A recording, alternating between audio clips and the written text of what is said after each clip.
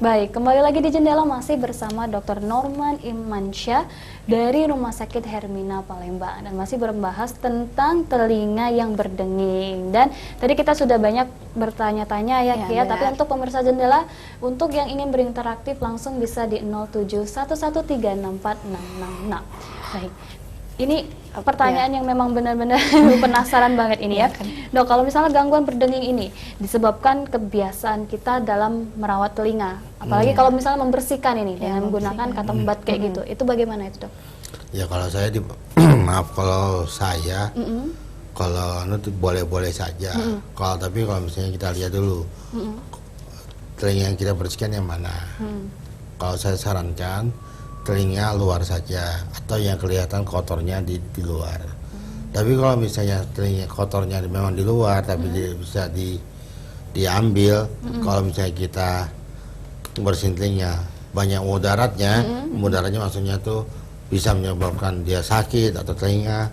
Nah itu mendingan nggak usah. Mendingan kita ke dokter yang ahlinya saja atau dokter umum juga boleh, sehingga tidak memakan kos biaya terlalu besar untuk berobat. Ya misalnya berobatnya untuk kotoran telinga, gara-gara kita nafsu membersihkan telinga, ternyata kita dapat penyakit lain juga menyakitkan.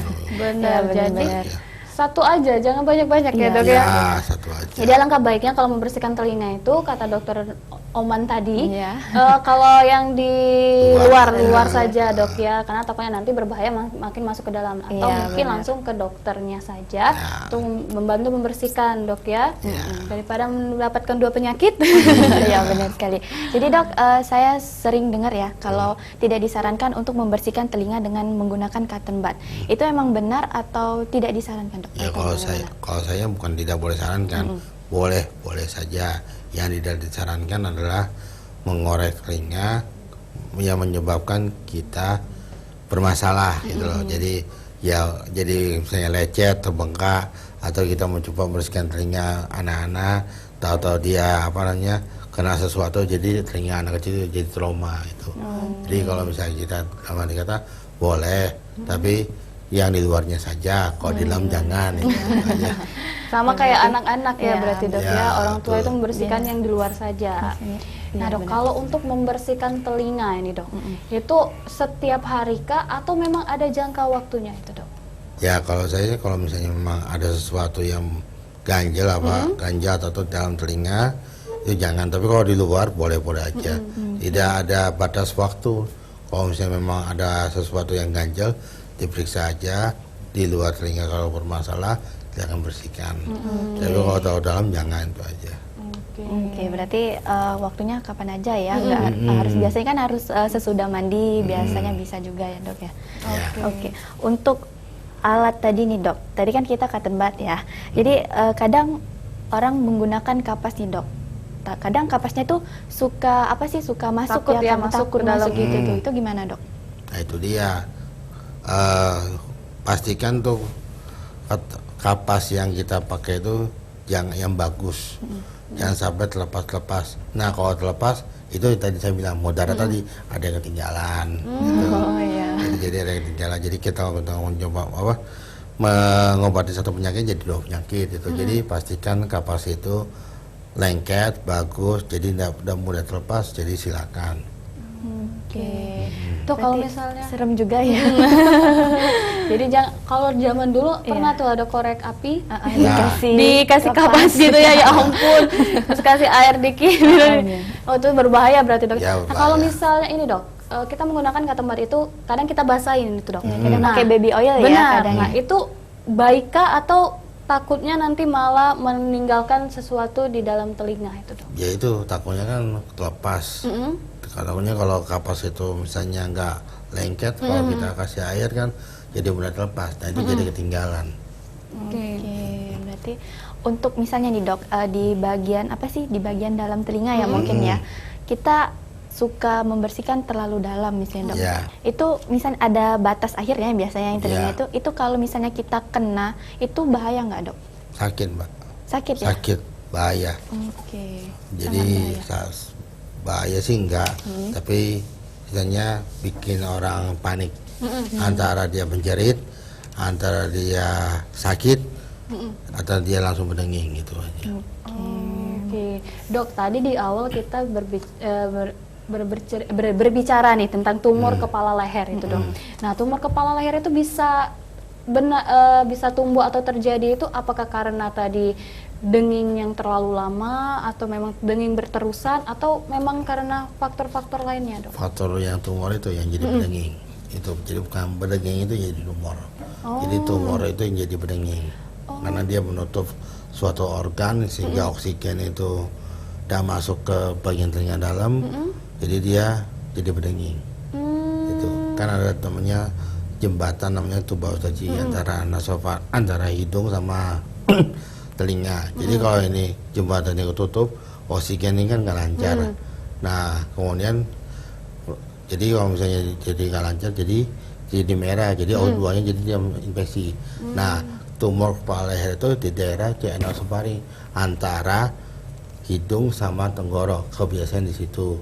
Bisa juga dari leher seruma itu. Nah, penyebabnya dari tumor nasofaring itu biasanya dari virus atau bisa dari bahan pengawet. Nah itu. Kemudian dari misalnya mungkin dari ikan yang pengawet dari mana. Jadi kalau masuk makanan terlalu banyak itu jadi ada suatu benjolan itu namanya itu. Berarti benjol. Jadi letaknya di antara hidung dan tenggorokan. Tenggorok. Nah, itu namanya nasofaring. Itu. Jadi biasanya nih, Dok, apa sih pertanda-pertanda yang mungkin gejala selain berdenging sama karena tumor itu? Bahasa lain ya. Nah, ya udah. Sedikit aja. Jadi kalau cairan nasofaring itu gejalanya satu telinga berdenging. Kemudian kadang-kadang seringnya itu berdarah hidung, epistaxis. Kayak mimisan ya, Dok?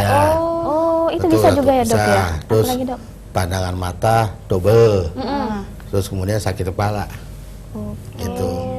Itu akibat dari tumor nasofaring. Dari tumor tadi. Iya. Berarti mimisan itu kadang terkait juga sama telinga, Dok, atau enggak juga? Karena itu tumor itu kan suka berdarah, rawan berdarah. Jadi kadang-kadang jadi mimisan dari tumor itu tersebut. Oke, kalau ini, Dok, mungkin kita ambil dari salah satu ini sakit kepala dari mimisan deh nih, Dok. Nah, itu mimisan itu termasuk dari terkena tumor kepala leher itu atau itu belum tentu? Bermacam-macam lagi. Bermacam lagi, dari bisa trauma, bisa dari tumor itu, atau hipertensi, darah tinggi yang kadang tinggi jadi pecah pembuluh darah. Oke, baik. Kita ada penelpon, Dok, kita angkat dulu sebentar. Halo, selamat malam. Halo, selamat malam Ibu Riri. Malam juga, Mbak. Iya, silakan Ibu, ada yang ingin ditanyakan? Mbak, saya ini kan telinga saya dimasukin banyu, tapi terlalu nggak bisa keluar banyunya, tapi kepala saya itu bentan. Oh ya, baik. Dok, ada yang ingin ditanyakan? Berapa hari, Bu, gejala Ibu yang masuk air telinga? Seminggu. Demam, Bu? Enggak. Pendengarannya bagus, Bu? Iya. Ya. Oke, baik. Terima kasih Ibu Riri, salam untuk keluarga di rumah. Oke. Ini sering sekali ya, Dok, ya. Gimana, Dok? Jadi air itu kan kadang-kadang antara bersih nggak bersih kan sudah sengaja masuk ke telinga. Nah, jadi kalau misalnya kita jangan diapa-apain. Jadi biarkan aja kalau telinga itu masuk biarkan dia mengalir sendiri. Jadi jangan, kalau kata orang kan dimasukin air lagi, tiba-tiba takutnya ada sesuatu di telinga itu kotoran. Nah, kalau misalnya telinga masuk air terus ada kotoran tersebut, itu nyumbat itu. Jadi kalau dia nyumbat itu tidak bisa diapa-apain. Nah, itu kita harus keluarkan kotoran tersebut. Tapi kalau misalnya nggak ada kotoran, terus kemudian air itu bisa mengalir lagi, ya sudah biarkan aja. Jadi biarkan air itu mengalir tersebut, jangan ditambah air lagi. Gitu. Berarti bakal hilang sendiri juga ya, Dok? Ya, kalau itu bakal hilang sendiri. Tapi kalau misalnya panik, diucuk-ucuk, itu berdenging gitu. Iya, benar-benar. Biasanya suka masukin cotton bud atau kapas ya, mungkin biar keserap atau misalnya bindeng kayak gitu ya, Dok. Jadi kalau misalnya potong, kalau dia misalnya bentak ya tadi kalau ada, itu kan sakit pala. Jadi kalau dia misalnya berdenging, itu bisa menyebabkan rasa-rasa mentak pala, sakit pala itu. Berarti kemasukan air, jangan jadi, ditimpa air lagi. Saran. Benar. Saran, ya. Mungkin dibiarin aja dulu Biarin dok aja ya, dulu, nanti biar ya. dia ngalir sendiri. Tapi kalau misalnya dia tidak mau keluar juga dok, ini udah seminggu nih Terus ibu ini. minggu. Ya monggo silakan ke Ke dokter Iya. ya, Iya, mungkin dokter saya- Oma juga bisa bantu ibu Iya, Riri. Karena biasanya kan dari air itu bisa menyebabkan yang penyakit yang lainnya enggak dok? Misalnya suka apa sih, mungkin telinga Mungkin yang suka pengerasan berair mungkin ya. sendiri ya, Ya. mungkin ya. Itu bisa menyebabkan dari situ juga enggak dok? Bisa juga apa namanya? Bisa juga infeksi tersebut, misalnya dia trauma, dia infeksi. Nah kalau lama nggak diobatin kan dia infeksi jadi air. Gitu. Gitu. Itu ternyata penyebabnya. Oke. Banyak ternyata ya. Iya, iya. Ternyata telinga yang berdenging itu bukan masalah yang mudah. Ternyata itu juga adalah salah satu yang bisa menyebabkan penyakit ya, Kim. Dok, tadi sakit kepala, mimisan dan juga pandangan juga menjadi kabur dan itu akan menyebabkan tumor kepala leher, Dok ya. Iya. Nah, itu untuk mencegahnya itu, Dok. Dari mungkin pada saat terkena virus atau mengandung makanan-makanan yang berpengawet itu mungkin ada pencegahannya mungkin, Dok? Kalau virus kan kita nggak bisa cegah ya. Tapi kalau kita masalah makanan, kita jangan terlalu banyak makanan-makanan yang pengawet, jangan terlalu banyak itu jadinya.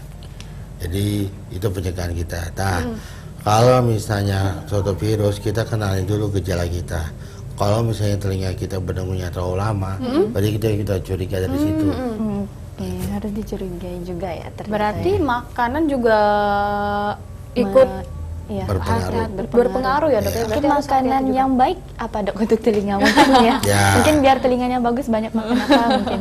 Ya, yang segar-segar, misalnya apa, sayur yang segar-segar atau buah-buahan, kemudian protein yang tinggi, jadi misalnya kayak ikan, ayamnya ya ayam lah yang sehat tuh ya, kemudian daging, ya jadi kalau yang sesuatu yang diawetkan, yang diituin itu sebaiknya jangan terlalu banyak gitu aja. Oke, berarti Bukan boleh dimakan, jangan terlalu banyak itu.